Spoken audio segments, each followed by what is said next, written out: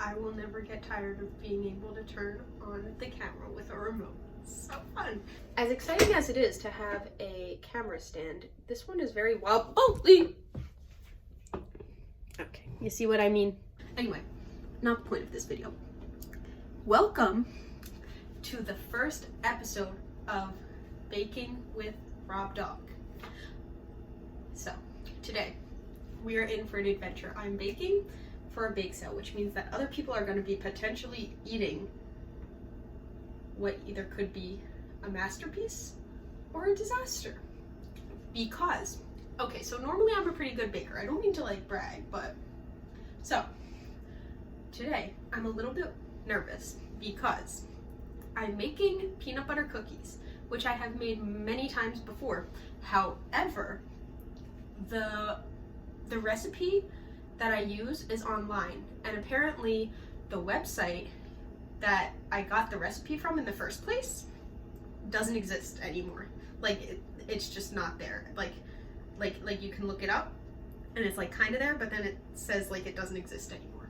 Anyway, so I guess now this is my own recipe, and I guess I'm gonna claim the rights to it right now.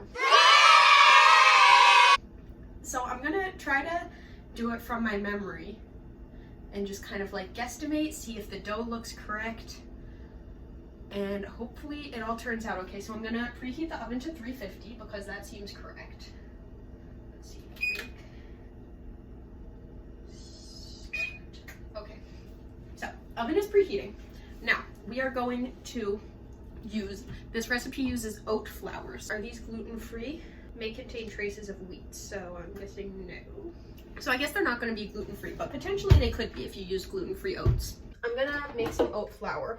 So I have these oats, and I'm going to try to make like 1 1/4 cups of oat flour, which means that I'm going to need more than that many oats. And lucky for me, my blender has a little measurement thing on the side. I'll fill it to like 1 3/4 cups. And then I'm just gonna blend this up a little bit. And there you have it, oat flour. Easy enough, right? Now, I'm going to mix a cup of peanut butter and a cup of brown sugar together. It's gonna take a lot of arm strength.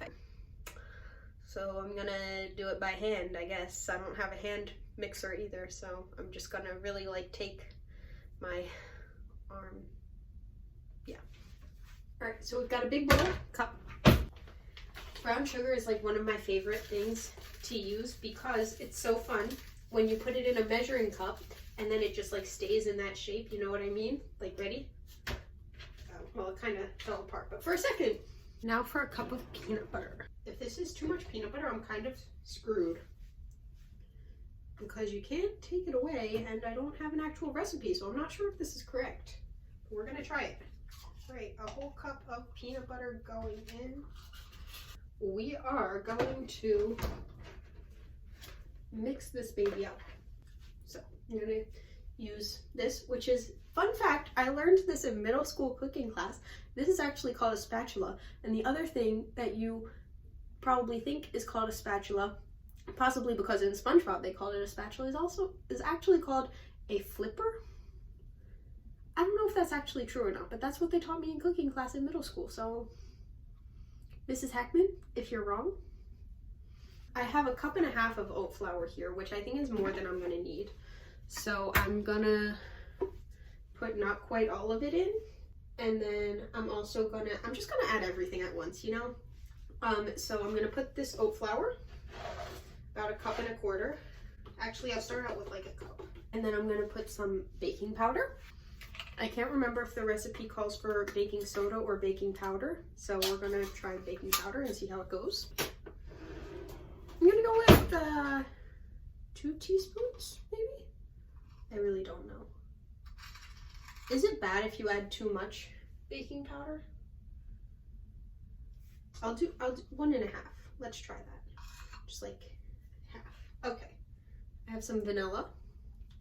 I'm gonna put a teaspoon of vanilla. That seems correct. Okay. Teaspoon of vanilla. A little bit of salt because every recipe needs some salt. And I'm pretty sure the peanut butter I used was unsalted. So if you use salted peanut butter, then maybe you don't need salt. What else? What else? All right, so this is the one part that I like really don't remember. I know it called for, I remember it said you could use water or you could use like a milk substitute. So like almond milk, soy milk, oat milk. I have oat milk right now. So I'm gonna use the oat milk. But I do not remember for the life of me how much I was supposed to add. So I'm gonna just do it by the 1/4 cup. So I'll start with a 1/4 cup, and then if it seems way too dry, then I'll add more. So now we've got all of our ingredients: peanut butter and brown sugar mixture, baking powder, oat flour,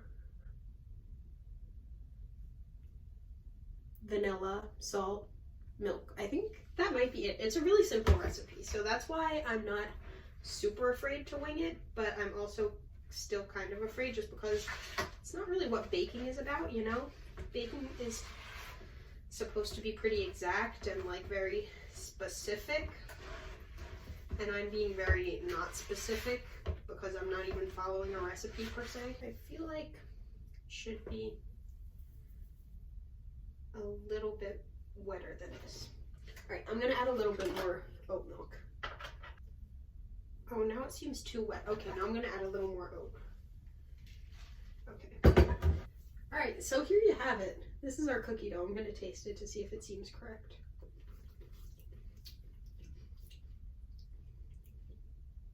Yeah, it seems correct. Now I'm gonna make little balls with the dough.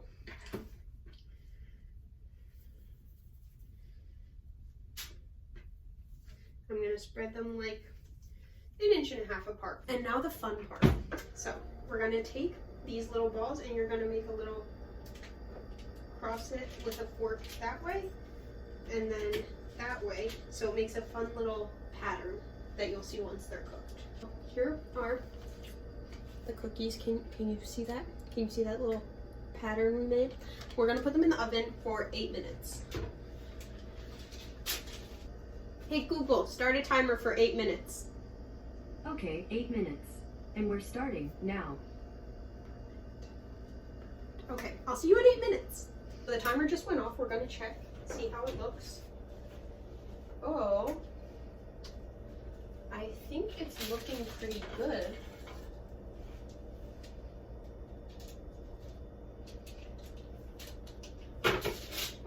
These cookies are a little bit tricky in terms of knowing when they're done, because once they turn, I mean, they're already like a golden color because of the peanut butter. So once they turn brown, that's already like they're overdone. And you also can't really judge by like the texture, because once they cool down, the texture changes so much because they like solidify. So it's really tricky, but I think I feel like they're done. Maybe. We're just gonna hope for the best. Next batch. We're gonna do the same thing with the fork. Hey Google, start a timer for 8 minutes. All right, 8 minutes. And we're starting now. See you in 8 more minutes. So, the timer's about to go off for the second batch of cookies. These ones I think are pretty good. They've cooled down a little bit now, so they like are solid. You can pick them up, but they're still like nice and soft, so I think that's great. So I think I'm going to put them in bags of 2 so that people will buy 2 cookies for probably like $1, I don't know. I have to taste test one to make sure it's okay to sell naturally. So that means that I have 2 extras. So I'll make 11 bags of 2 and then I'll have 2 left over. This takes a lot of brain power. This is good stuff. Very peanut buttery. Very soft. It's good. They came out well. All right. So baking off script was a success, which is great. hopefully people buy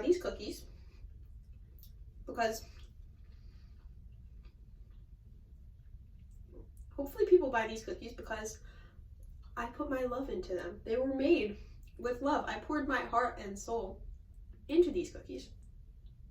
Okay, I think that's all. Thanks for baking with me. This was fun. At least I had fun. I don't know if you had fun. But yeah, I'll see you next time. Bye.